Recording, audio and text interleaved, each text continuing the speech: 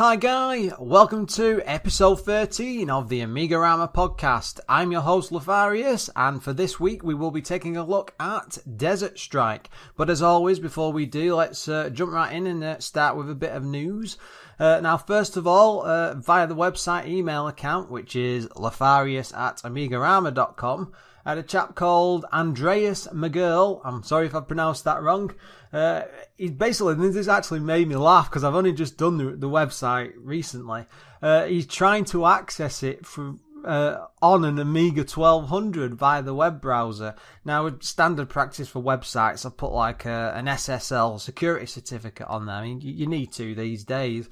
But sadly, he didn't seem to be able to access it, and we were bouncing messages back and forth, but I don't think I was able to help him in the end. But he might have found a solution somewhere on one of the boards, but it just made me laugh that, you know, someone would even use an Amiga to go back to an original browser and maybe try and listen to it. I wasn't sure. I should have asked him, you know, if you're listening now, Andres, did you know, are you listening to the podcast or trying to listen to them through the website? Because that's actually quite funny.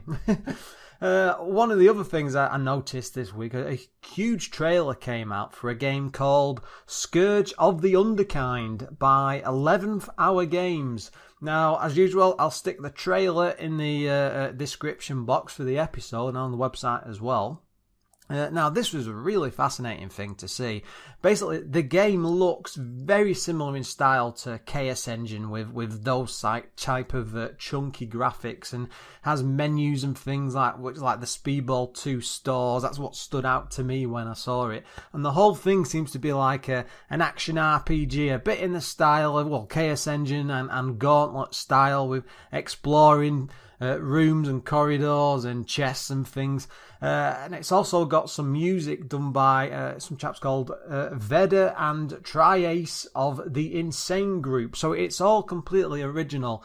And they're promising that this is going to be coming in summer this year, summer 2018. Now, the trailer's only 1 minute 27, but it looks very, very promising. And one thing they're shouting about, in particular across all the news sites, is that it has super smooth screen scrolling, and that's even on an Amiga 500. I mean, the trailer looked absolutely fantastic. I mean, I was looking at this, and the amount of effort that must have gone to these graphics and the style and stuff. I thought I was looking at like an AGA game, so, you know, it's absolutely well worth a look. Go and have a look. Now, next up, now this is going to be a bit of an odd one, but in the last few weeks I've managed to find a secret cupboard somewhere, I don't know what else to say, containing pretty much a full library of Amiga music, and that's like games, cracks, demo music scene, you know, just piles upon piles of it. And as I was looking through this and just listening, because, you know, I was doing the usual thing, I wanted tracks for songs and maybe things to stick on my YouTube videos, and then I started getting this spark of an idea, and then I started playing around with a few playing around with a few songs in the pile, and then it just occurred to me, why don't I do like a radio show? Now, obviously, in modern day era, there's nothing really like that radio anymore. It's not really a thing, is it, to listen in your car and stuff? But again, I'm just being a bit bizarre. But then I started thinking, well, you can actually do live streaming on sites, and I started looking into this a bit more, you know, especially for my YouTube channel. It's not something I've really done before, but I've spent the last few nights really playing around with software and trying to make all things like my mics and the music and things all to play together and output through a pot. And I got it working the other night, and then the first thing I thought is, I'm good to go. I think I can do this. So what I'm going to do on the 26th of January, that's this coming Friday at 8 p.m, and that's going to be GMT time, I'm going to do an hour-long AMIGArama radio show. And basically what I'm going to do is I've picked a song list already. I'm going to go through some demos, game music, pretty much what I can find, and I'll have a chat about them, maybe talk about some games along the way. Of course, because it's YouTube, there has to be some sort of video footage. Now, the first episode is just going to be a trial because I've never done anything like live in particular like this before. And as you can even recording just for a podcast, I sometimes slip up. So it's going to be interesting. I'm going to try my best, and it's only going to be an hour long. You can get to it. I'm going to stick up a new page on the website. I'll probably call it something like AMIGArama Radio or the radio tab. Go on there. There'll either be a link off to the video. You'll be able to watch it within the website. But yeah, that's going to be next Friday, 26 at 8 p.m. GMT. Everybody outside the US, I'm really looking forward to it. It's going to be fun. With that, it's time to move on to this week's game. And this week I've selected Desert Strike, Return to the Gulf. Now, this was both published and developed in-house by EA, or Electronic Arts as they were known at the time.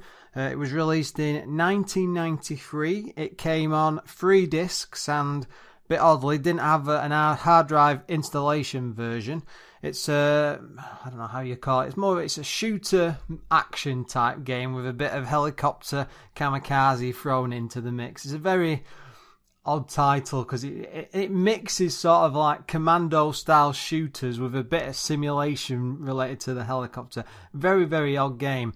Now, EA at the time, they didn't really have a huge presence on the Amiga, and I'm not entirely sure why. There's a few of the bigger titles came out, probably because they were porting multiple things pretty much everywhere, but they never really lasted very long in the Amiga, and a lot of the later titles, like the third Strike game, never actually came out on the system, even though the Amiga was more than capable of doing it. Now, Desert Strike was coded by David Colclough, who was responsible for games such as Eye of Horus and Myth by System 3. Myth's got an interesting story all to itself. I mean, I played that on the ZX Spectrum. It was a fantastic looking game. Modern kid, well, not modern kid, modern by those times. Modern kid thrown back into like ancient times, having to fight your way out of dungeons and Greek places and legends and Medusa and all the rest of it. And then for the Amiga version, they completely changed the graphic to just be some pretty standard barbarian style character, and I think the game lost a lot of its charm. Anyway, that's just an entire different subject. But another guy involved with this was Gary Roberts. He was responsible for both of the John Madden games on the system. Now, I had a quick look at these just out of interest as I was looking into this guy, but they do look very, very close to the Sega Mega Drive Genesis versions. Now, one of the things about this time is just before this, the Madden games were pretty huge on PC, but they didn't have that sort of graphical EA Sports time game. It just hadn't really started, but by this period, especially in the Amiga life, like 91, 92, they were hitting the stride and it was becoming a bigger and bigger franchise. So it was just interesting to see that they've actually came out on the Amiga. Now, Desert Strike itself was originally developed for the Sega Mega Drive, or Genesis if you're over in the US, by a chap called, I'm going to kill this name now, Mike Posen, which is P-O-S-E-H-N. I'm probably pronouncing that terribly wrong.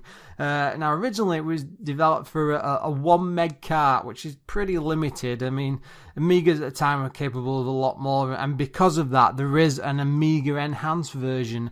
And this is a bit that I've just got from the manual. The Amiga's 64-colour extra half-bright mode offered us the chance to bring you realistic graphics, including shadows, smoke, and shading. 64 on-screen colours mean you feel the heat of every explosion. To give the game greater depth, the movie sequences that explain the areas of the plot were redrawn using a 32 colour palette. They now look better and faster. Digitized screens and technical info supplied by military hardware manufacturers. My God, what are they making? Give a more authentic feel to other parts of the game. So yeah, straight away is when these two versions are compared side by side, the Amiga version does look a lot better. But from my own personal experience back in the day, I mean, Desert Strike was one of my favourite games back then, but that was from the Mega Drive side. I never got to experience it on the Amiga, which is a shame, as I'll explain later. But anyway, Mike Posin, I still can't say that. This is very odd, I was looking into this guy's history, but he just had no experience in game design whatsoever. Desert Strike was his absolute first game. He had a PhD in mechanical engineering, so this guy was very, very, very intelligent. And he developed a camera system with momentum, which actually mimicked real helicopter movement, which is apparent when you play because the way the copter moves around and it spins on rotation, it's got real weight and it doesn't just stop dead in its tracks like it would say in a standard shooter. It does actually feel like a proper helicopter. Now the game itself went on to be a huge success for EA, and it was there for the time. It was their highest ever selling game and spent weeks upon weeks in like all the top selling charts. It was ported to pretty much every system going at the time. That's your 8 bits right up to the current 16 bits. One of the interesting versions I had recently was for the Atari Lynx, because about a year ago I managed to get my hand on an old Atari Lynx which had been modded to have like a newer LCD screen, so it was proper HD in it. It ditched the old, like, I don't know, like the old tube version, which was probably fine in the 90s, but you know, for modern eyes you need something better. It looked absolutely fantastic, but I was on a drive to try and get every Atari Lynx game ever released, and there was about 92 or something, or you know, around about that figure. And I think I got up to about 55 or 60. I made good headway over a few years, but Desert Strike was one of the rarer titles to get, and I managed to pick up a copy. I think it was about £55-60, something like that. But as far as ports go, it's probably one of the better versions, especially for a handheld game. It's absolutely fantastic. Of course, the game didn't come out without any sort of controversy. It was criticised heavily across all magazines and media for being based on the Gulf War. That had finished, I think it was January, February time in 91, and this came out shortly after. And it did have sort of a comedic take on the whole conflict and the war and, you know, all the stuff that had gone on in the Gulf, and people weren't too happy about it. But, you know, any controversy is always good for games because it just means they end up selling more and more, because it just meant a lot more people went out and picked a copy up, probably out of the fuss that was being caused in the newspapers and things at the time, such is life. A lot of this controversy came from the fact that the main villain of the game looks very much like Saddam Hussein, and it's a very cheeky poke, and I think it was Hot Shots and Hot Shots Part. There was that sort of Top Gun style comedy was about at the time, and it was a very, the story wise, a poke at that and a bit of a Mickey take. You know, it all worked very well, but the story for it is, this is from the manual: the Middle East, a melting pot of religions, races, and confliction arguments. Without warning, a madman has emerged from this background and threatened to start Armageddon. The governments of the world know very little about this menace, the self-styled General Kilbaba. Yeah, but we have enough evidence of his military capabilities to take his threats very seriously. The President has chosen you to fly a series of dangerous, preemptive desert campaigns to vanquish this maniac. And that's the end of it. And that's all you pretty much get. But the great thing is, when you're playing the game, before and during the missions, is these very brief, style like movie cutscenes. It basically stills with the odd bit of movement in and stuff. And there's a lot of voice work included. I mean, this is one thing with the Amiga, because it was capable of doing like the sound waves and stuff. So it is dotted with some very good sound effects throughout, with very good voice effects throughout. Now, the game itself, it's an isometric style. I mean, this does in a way remind you of the 8-bit stuff, you know, with like the look of Night Law. Now, the great thing about this is you get a huge map for every set of missions. There's 4 levels in total, and then it's broken down into missions as each one. They usually divide up into like sections of 4 or 5. And you were given a choice to do the missions pretty much in any order, and then the last main mission tends to be randomly hidden, and you find hints as you're working your way through the game to complete the final one. So you do have to do a fair bit of work to start off with, but it gives you a sense of a lot more freedom compared to, say, a lot of other action games. Now, one of the greatest things about this, in particular, is the sound has really been umped up, thanks, in fact, because of the power of the Amiga. But it has some really great stereo sound in there, some fantastic voice, especially around with the weapons and things like explosion effects and things. I mean, the number of voices dotted throughout the game, just when you're like wandering around the map and you'll hear a guy shouting at you to catch your attention, or the bits of voice work dotted around it, either during the loading screens or even on the main title screen. Now, these are supposed to be American pilots, but strangely enough, they do sound very, very British. I don't know if they couldn't find any US voice actors. The controls are very, very responsive, especially for an action game. The helicopter itself feels like it's got some real weight behind it. You know, it turns, it doesn't like flick round on a dime or anything like that. You have to circle it around slowly. You can move the copter back and forth, and there's momentum mixed in there, and it really feels like a hefty, well, proper like a military machine. I don't know how else to describe it. You get a selection of some pretty good weapons, like you've got standard cannon, Hydra missiles, Hellfire missiles, and the Hellfire are the strongest weapons you can actually use, and they are limited in number. But the thing is, it's extremely satisfying to shoot at things, because a lot of the weapons you use, even when they're limited, it just gives you this sense that, yes, I've got the power and I'm in control, and it just makes the game feel like immense fun. I mean, you do need a fair bit of skill to play this. It can be quite challenging. I felt the first main set of missions were quite straightforward. It eases you into it. Yes, you've got the freedom of choice and so on, but if you tackle the earlier parts, because it does actually list it off on the side menu where you select and you can do, you know, list like 1, 2, 3, 4, and you can do an order. But if you wanted to, you could jump right to the difficult one, which is 3 and 4.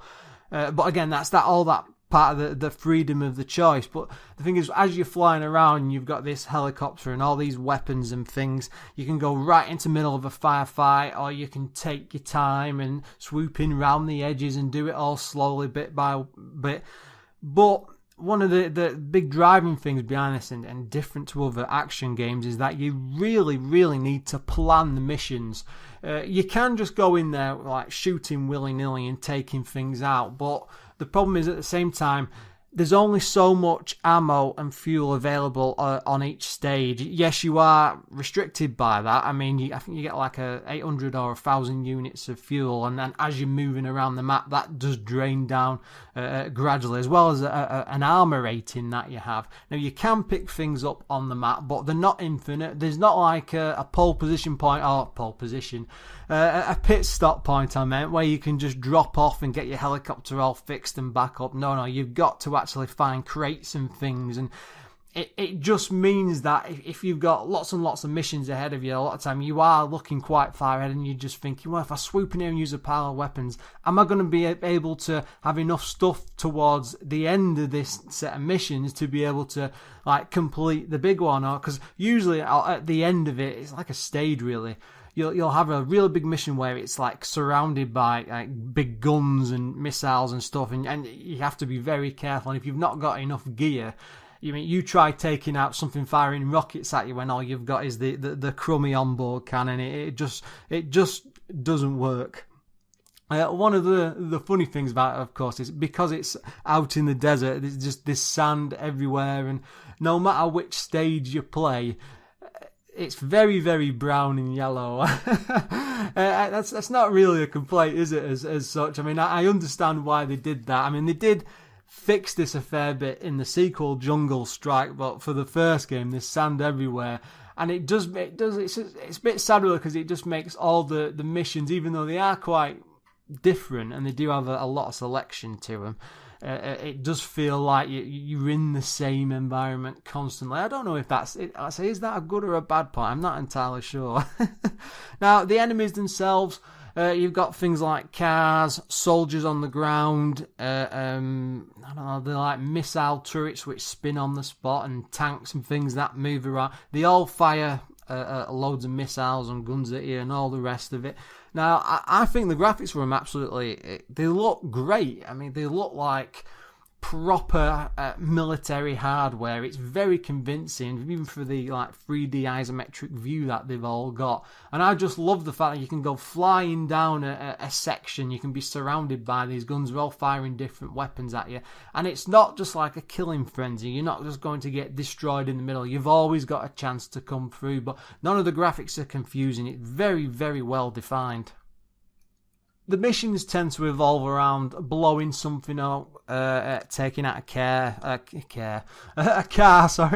an airport, planes, power plants, stuff along them lines, or like an entire military complex. The only thing you've got to assist you is you've got like a co-pilot on board, and he controls the ladder. And basically what that does is if you're flying over someone and they're screaming for you to pick them up, the little ladder extends out of the bottom of the copter. You can catch that person. It's just like, you have to aim and pick them up. It can be quite frustrating at times, especially if you're being shot at and you just want to swoop through and pick up a couple of hostages. But when you get these people, you can pick them up and take them back to your home base, which is either something off a corner of the map, or there's like a boat you can land on. It's like a frigate. And one of the biggest problems I had with this was because I wasn't using WHD load, I was playing it off floppy disk. Even off the Gotek, it loads incredibly slowly, and I think it took like 6 or 7 minutes. I mean, there's 3 discs on this after the initial disk load, and it's 2 and 3. Even though you're not swapping around too quickly, it just seems to take absolutely forever. But luckily, once you're in the actual missions, that's it. I mean, you're done with. You can just leave the second or third discs slotted in, and there's no overloading after that. But I suppose it was strange for the time. I don't know why, especially for 92 when this came out. Then it's just odd that they didn't do some sort of a hard drive edition, because I mean, even this time I must have had my A600 with a hard drive in, so they were out there. Now, it does have the typical Amiga joystick problem. Now, this is quite annoying, I found, because there's not too many buttons. You've got the main fire button. You've got you have to hit spacebar to select the other weapons, and there's only 3.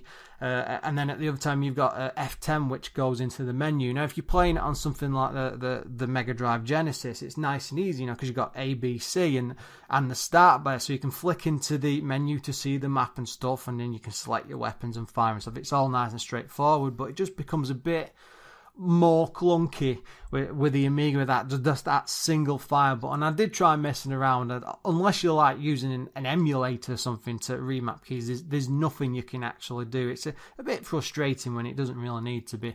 Another issue I did have as well, sometimes it can't, and it's not just down to skill, but because of the way the angles works in the isometric view, and the fact that the helicopter can turn pretty much completely in a circle and then fly off in any direction, it can be tough to line up the shots, and you can often overshoot things quite easily. And one of the biggest problems, especially when it's a very intense battle and you've got lots, you got to do key presses and flicking between things and stuff, and you're all playing very quickly, it's very easy, I found, to get a bit confused and stuck. And it just doesn't seem, maybe it's just me, I'm just old and I just can't respond quick enough. Now, I said there's only 4, and this is what surprised me. There's only like 4 big missions, and then within each there's like a spin-off of, say, 5 with different things to do with it. But 4 main missions are not an awful lot to do. And as I was looking into again, it did actually surprise me with Sophia. There's not like any sort of, and considering it was such a huge seller, I mean, I couldn't find exact figures, but the fact it was like in sales charts for what seemed like forever, it was everywhere. And there was like no mission expansion disc. And this is EA. I mean, maybe, they just weren't like that at the time, but I'm just surprised they didn't like stick out a few extra, Desert Strike, extra Return to the Gulf, which has got an extra 2 or 3 missions on the disc. It would have been so much easier, and I'd love to have that chance to go back to him now, because it would have just expanded the game even more. Now, another frustrating point I did have with it as well is, in order to go to the map screen or the menu screen, is you have to press F10, which brings up like an on-screen map which is blinking away with the location of things, and by using the arrows flicking left and right, you can go to, say, like mission 1, 2, 3, 4, 5. Then you look at like ammo crates, fuel, and it does give you the location where they all are. But on this screen as well, you've also got your readouts of like all what weapons you've got, how many rockets you've got left, and so on. But the issue is it's all on this one screen, and it's very easy on the main screen to get lost in part of the map, especially if you've been in a big battle and then you try to work out where to go to next. You've got to hit F10 to go to that screen, and then you only need to glimpse it briefly. And I kept looking at that and just think, why is there not just some of this stuff just on the main screen? Like even some sort of HUD would do. I mean, you could put like the weapons or the fuel level or something like that, and then just remove an extra reason to need to go to the map. In fact, it would have been even better if there was like a mini map on the screen, even just a very, very basic mini map, just to give you an idea of where the next goal were. Maybe I'm asking too much there. I'm not sure if that would have been too much for the Amiga to handle at the time, because I suppose mini maps are more of a modern thing, but it would have helped greatly, especially a few missions where you just try to fly from point to point quickly, and it's easy to get a bit lost when you're in the confusion in the middle of things. And I found myself, I'm hitting F10 all the time, back and forth, which is alright, I suppose, if you've got a nice long planned out mission, but on the rapid parts it becomes quite annoying. Another strange thing about it as well, it uses passwords to select the different levels and to save your game and stuff, but I don't understand that. I mean, this is 92. Surely they could have come up with a way of saving the game to floppy disk. It would have just been so much easier than having to note down a password. I mean, of course, in modern times, it's all emulated and stuff. Now, the magazines of the time rated this incredibly highly. Amiga Action gave it 90%, Amiga Computing 90%, Amiga Format 87%, that's the lowest one I could find, Amiga Power 92%, The One 93%, pretty much any mag I could find. I mean, this was like one of the highlights of the Amiga library. I mean, considering it was a port and an improved port, that it did incredibly well. I mean, I love the Mega Drive version. I was addicted to it as a kid. It was one of my favourite series. I would always go back to it.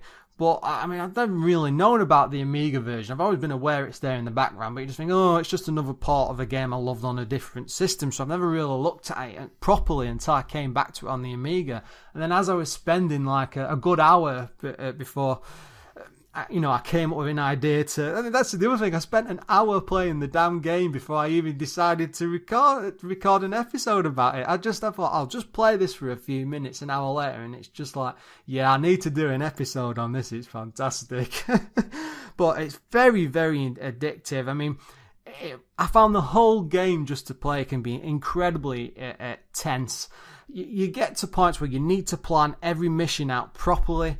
I mean, the game is tough, I'll give you that. You do need a fair bit of skill. I just haven't got the finger dexterity anymore to be responding to that. But a lot of the times where I died, I felt it was fair. It was more, I wasn't just, I'm pure rubbish. You just think if you tackle it a bit differently, if you've got the skill to work these problems out and work situations round, you can always get out of a situation. And even when I died and then came back, I would tackle some. That's the other great thing about it. You can always tackle things from a different angle.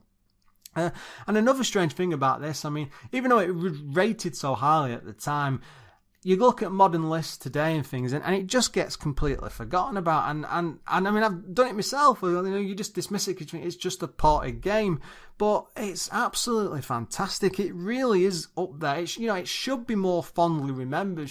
People should be going back to this and thinking, yeah, god damn it, Desert Strike is an amazing game. It's probably I would put it right up there as one of the better games on the system. It should be a system seller. But again, it's just strange that no one goes back to it or no one wants to return to it. And the biggest thing I've gained from it all is that I really want to go and play the sequel now. The next episode might be Jungle Strike. I just can't seem to stop. But that's why I just had so much fun with it. It's fast become one of my favourite Amiga games. Even now talking about it, I'm thinking, maybe I should just go and play it for a bit longer after I finish recording. It's got me, it's hooked me, and I need to play more Desert Strike. So yeah, Go and play it. It's awesome. You can't get a higher recommendation of that from me for a game. I absolutely loved it. I had a brilliant time with it. And with that, I think that's the perfect time to finish. As always, guys, thanks for listening. By all means, please go to AMIGArama.com. As I'm sure you're fully aware by now, I've done a new website and everything. I'm chuffed to bits with that. It looks absolutely fantastic, and I'd appreciate it if you'd just go and have a look. Either go and bookmark it or add it. I haven't poking the nosy around, or leave a comment or something, because it's all appreciated. Anyway, until next time, guys.